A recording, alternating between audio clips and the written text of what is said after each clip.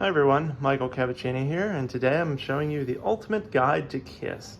This is a new magazine that I saw people sharing on social media, so I decided to pick myself up a copy so I could check it out for myself and show you what's inside. So this magazine just came out, and you can see it's a Centennial Special. It says display until May 1st, 2023. So I picked this up at Barnes & Noble, but you can probably pick it up either Barnes & Noble or CVS or some other similar place that sells these types of magazines. So make sure to keep an eye out for it. But this is basically in recognition of Kiss's 50th anniversary and their End of the Road World Tour, which is supposed to end this year, 2023. It's the last year of Kiss touring. So if you haven't seen them, make sure you do. I've seen them, I think, 5 or 6 times on this tour. And if they come around to the Philadelphia area one more time, you can count me in. I am a huge Kiss fan. And if you enjoy Kiss, make sure to like this video, subscribe to my channel, visit me at michaelcavaccini.com. I have interviews with Paul and Gene and Ace, and I've interviewed Bruce Kulick, Eric Singer, Tommy Thayer. I've interviewed Paul and Gene multiple times. So lots of good Kiss stuff there, so make sure to check all that out. But let's take a look at what's inside this magazine. So you can see it says 50 years of hits. The stories behind the songs, friendships, fights, and fame, how they changed music forever. First thing is 50 years of hits. Anyone who's a hardcore Kiss fan knows that they're not exactly known for having commercial hit songs. They do have hit songs, but they're really known for kind of the live favorites, right? Kind of those Kiss classics. They weren't like Strutter and Deuce and songs like that weren't necessarily hits, but they're obviously songs that people know and love.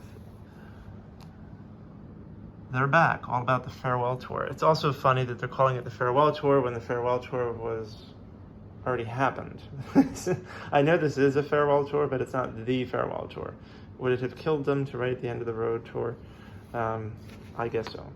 On the back, you do have a modern photo of Gene and Paul, well, modern-ish, with a quote from them.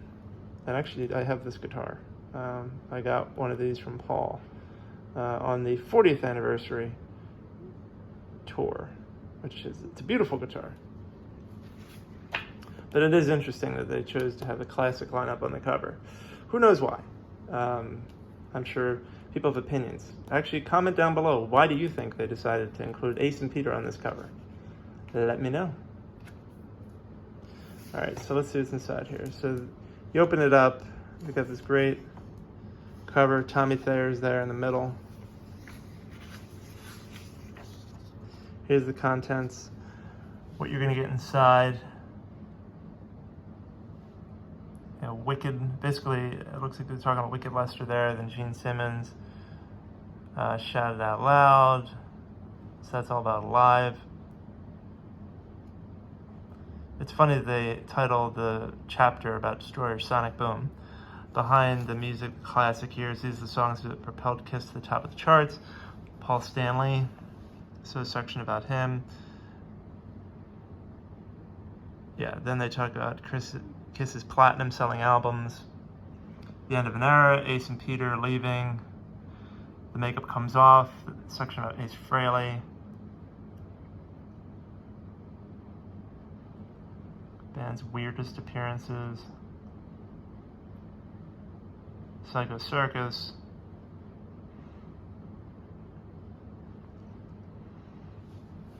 Peter Criss,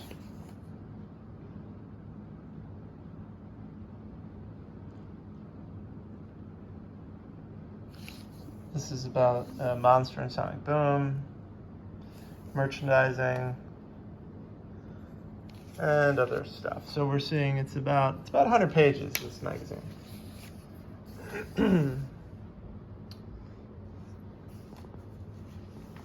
Now, I have heard from people online saying that some of the photos and the captions don't match up perfectly, so there might be some factual errors in this magazine, which as Kiss fans, if anyone's going to catch an error, it is us. But the layout's nice.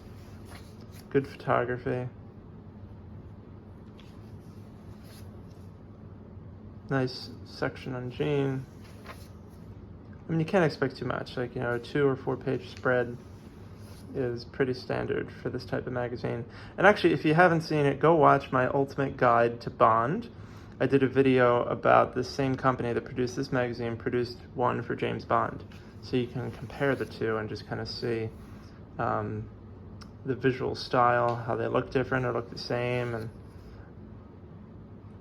give an idea of the type of stuff they produce. Sonic Boom. Speaking of Sonic Boom, that album is now available on streaming services. I interviewed Gene a few years back and asked him, why isn't it available to stream? He honestly didn't know why, because he thought the Walmart deal had expired, and this is several years ago. And then there was an email chain between me, Gene, and Doc McGee, and no one could figure it out. And then finally, years later, just in 2023, Sonic Boom is now available to stream. So I guess they finally figured it out.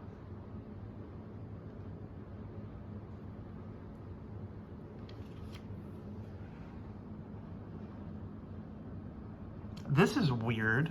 Okay, so they're using a Hot in the Shade image for Deuce from 1974. What the hell?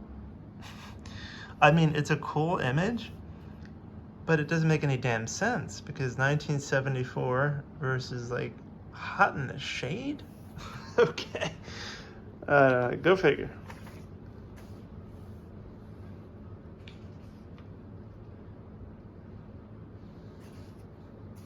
Paul Stanley, my favorite member of Kiss. Always has been, always will be.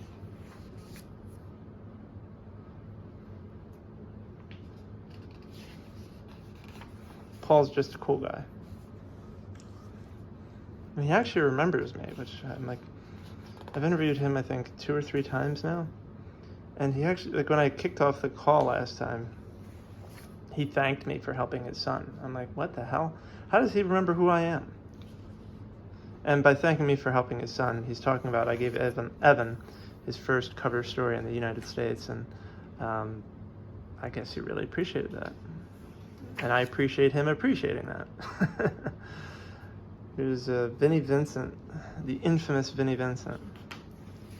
He's definitely a character. Under the makeup, the demon, the star child, the spaceman, the catman, the wizard, the fox.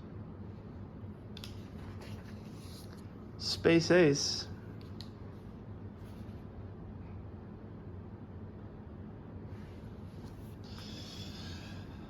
Let's see, how do they describe this? Ace, Fraley, and then girlfriend Rachel Gordon. They had a hell of a relationship. That just completely imploded. I met her once. It's Ace and his daughter.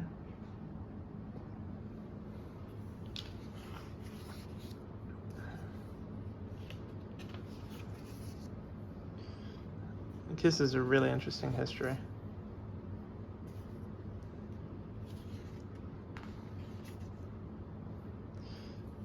Speaking of Kiss, as I record this tomorrow, Friday, I will be in the Kiss room with Matt Porter at Montgomery County Community College. So if you have not listened to the Kiss room, make sure you do. And when you're watching this video, if you're watching it today, you can listen live tomorrow, or you can listen on demand. So make sure to check out that episode. Looking forward to being back in the Kiss room after such a long time because of COVID and all sorts of nonsense. So happy to be back.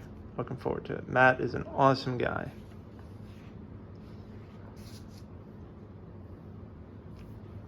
So let's check this out. They say behind the music, the Platinum Years. Hard Luck Woman. Here are the tunes that kept Kiss charting throughout the decades. Hard Luck Woman. I'm just curious what they picked. Calling Dr. Love, Christine 16, Rocket Ride, I Was Made for Loving You. Okay, I Was Made for Loving You is a legit smash hit, right? That was like their highest charting single ever, so that makes sense. Sure Know Something, great song. Shandy. World Without Heroes, I don't know that I would call that a hit. Lick It Up, that's a legitimate hit. Heaven's on Fire, yes. Forever was a big hit. Psycho Circus was decent. It's a great song. I mean, all these are great songs. But, I mean, we're Kiss fans. We don't necessarily give a damn about commercial success. I mean, yeah, it's nice. Gene always says they've sold more gold albums than any other band in the history of rock. But it's not really what it's about. It's about the quality of the music, the amazing show, and our connection to the members of the band, right? We feel like we're part of this thing that is larger than life, no pun intended. And that Kiss's music has brought us fans together and helped us form relationships with one another. That's pretty awesome. I mean, I've met people on Kiss cruises from around the world who knew who I was based on these types of videos, blog posts, and all sorts of things. I mean, it's crazy, man. Tommy Thayer, one of the nicest guys ever. It's about Gene's hair catching fire, Ace getting electrocuted. All sorts of crazy stuff. This is a weird title. Double Crossed. After all their talk of breaking up, Kiss surprises everyone with a pair of chart-topping new albums, Sonic Boom and Monster. That's kind of weird that they call it Double Crossed. I get that there's 2 albums, double, but to say Double Crossed sounds like they betrayed the fans. I don't know, it just sounds, it's a negative phrase. We have the big Kiss Off. This is about the End of the Road tour, which has been a really cool tour. And then here's a section all about the merchandise. I have that because happily.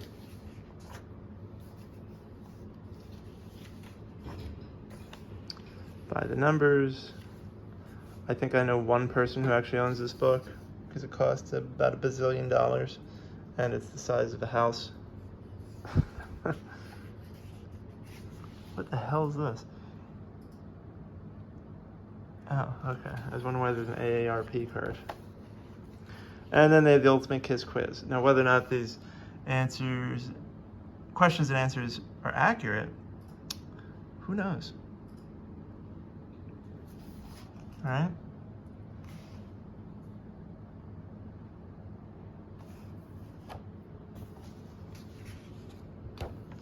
And that is it. That's the last image there. So this is exactly 97 pages. I guess 98 if you include the credits here. So that is the Ultimate Guide to Kiss. So what do you think?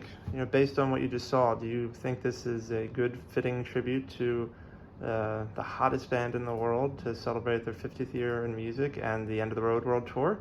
You know, comment down below. Let me know.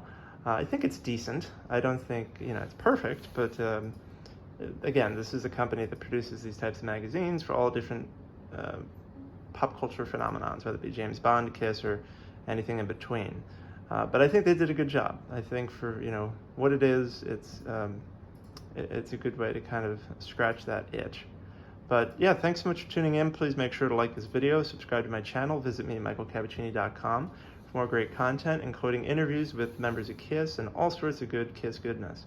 It's so good, I said good twice. So thanks for tuning in. I hope to see you on the End of the Road World Tour if they come back to the Philly area. And make sure if you have not seen them on this tour that you get the opportunity to do so. It's an excellent tour.